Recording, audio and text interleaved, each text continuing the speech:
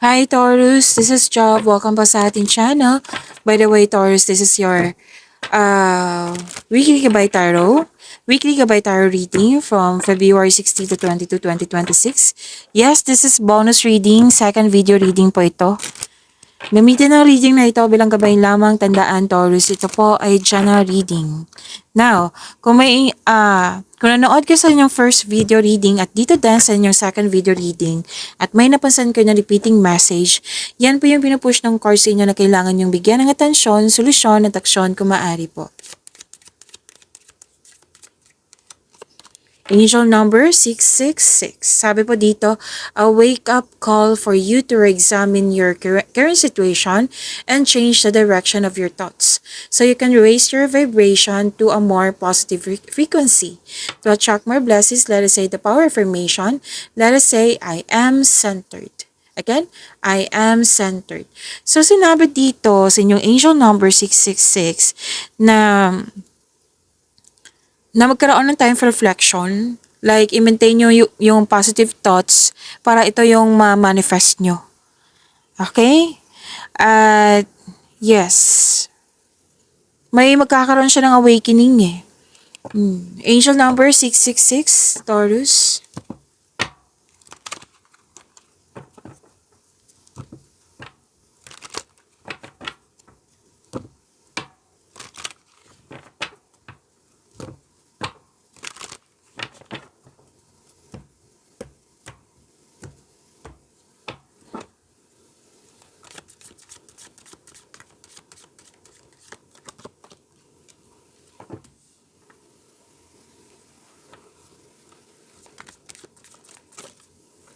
Dalawa po yung lumabas. Kunin ko na. Andito po si Angel of Prophecy at andito din si Angel of Freedom. Taurus, maraming salamat po sa mga hindi nag-skip ng ads. Subscribe na po kayo sa ating channel at click bell notification para updated po kayo sa bagong video natin. Para sa mga gusto magpa-reading po, comment po kayo ng personal reading and check my reply sa comment section.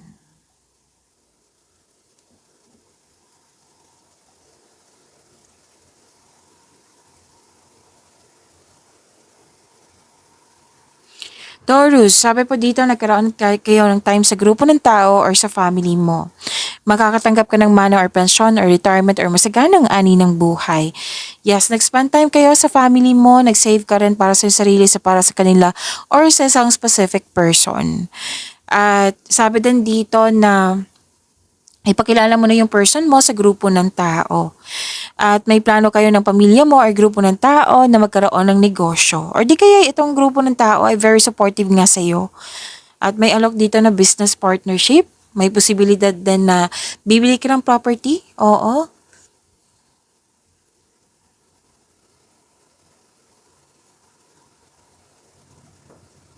Sabi din dito na may parating na pagsasakripisyo or pagsusuko. Bagamat ihanda ang sarili kung karapat-dapat ba ito sa pag-isipan ng mabuti. Nag-iisip ka dito pero hindi gumagalaw, like malalim talagang iniisip mo. Kung may delay, habaan niyo po yung pasensya niyo, make yourself busy. May sabi dito, sa personal life pa to, career and money ba to, love and romance. Nag-question ka dito eh, nag-iisip ka kung worth it ba magstay kasi ilang years na. So you want growth, pag-usapan niyo kung relasyon to. Kung hindi man to relasyon, then pag-isipan ng mabuti.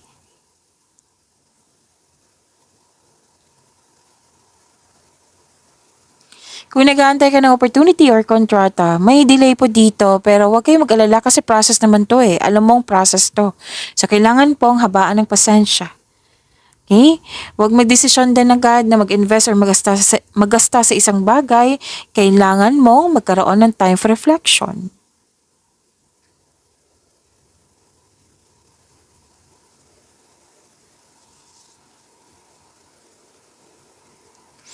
Okay, naging workaholic, masipag, nagkaroon ng maraming pera, pero nakakasaya sunod-sunod ng overtime, basta overspending sa trabaho to.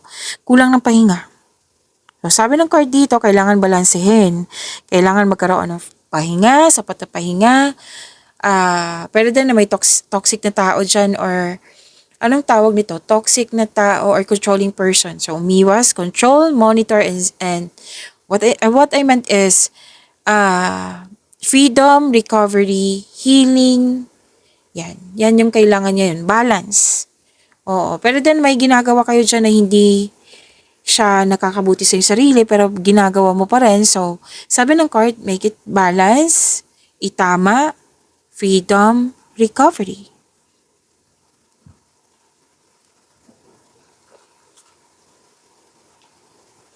To attract more blessings, let us say the power affirmation. Let us say, kasi dito po si Angel of Prophecy. Naghihintay ako ng isang dahilan at sinusulit ko ang aking oras na ibinigay sa akin upang makakuha ng bagong pananaw. Again, nag-iisip ako ng isang dahilan at sinusulit ko ang oras na binigay sa akin upang makakuha ng bagong pananaw. Andito po si Angel of Freedom. To attract more blessings, let us say the power affirmation. Let us say, pinili kong lumaya sa anumang pumipigil sa akin. Again, pinili kong lumaya sa anumang pumipigil sa akin.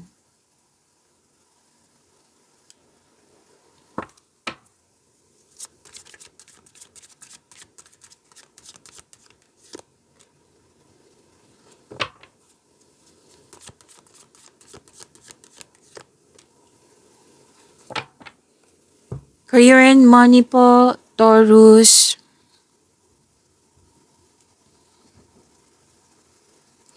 Sabi po dito na nagkaroon ng competition or rivalry. Oo, nagkaroon ng struggle ba or conflict? Kailangan yung sinabi kanina, freedom, recovery, balance. Kung may selos or may tuso dyan or mandaraya, o pwede kung kailangan na umalis or umiwas or put limitation. Okay? Kasi may tao dito na hindi totoo sa iyo. Alam mo to kung sino to.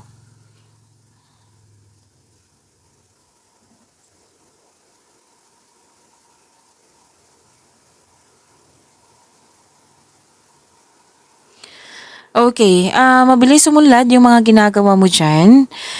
Kasi marunong ka makinig sa iyong intuition. Oo, nang dahil sa marunong ka makinig sa iyong intuition, humahantong ito sa pagtaas ng kita. Magdadala sa iyo patungo sa tagumpay. Ang ilan sa inyo may dumating na project or opportunity, any kind, na magiging excited ka, or magpapasigla to sa iyo. Okay, bibigyan mo na din ng aksyon, yung matagal mo ng plano, project ideas. This is a go signal po.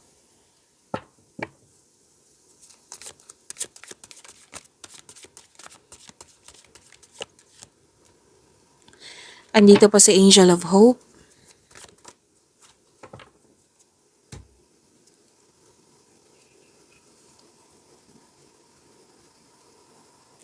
Taurus, huwag niyong kalimutan na mag-subscribe sa channel natin at i-click yung bell notification para updated pa kayo sa reading natin. At huwag niyong kalimutan na manood sa inyo first video reading kasi second video reading niyo po ito. Kung gusto niyo po, kung okay sa'yo.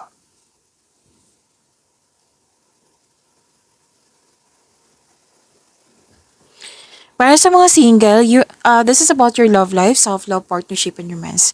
Para sa mga single, you are in a process on healing po. And you are destined to be with someone. So it's time to find the soulmate. Para sa mga relasyon sa buhay mag-asawa, the couple felt calm and harmonious sa inyong relasyon. And you are healing from the past and feeling hopeful for the future. Okay? Ilan sa inyo busy sa kaka-decorate, kakalinis ng bahay.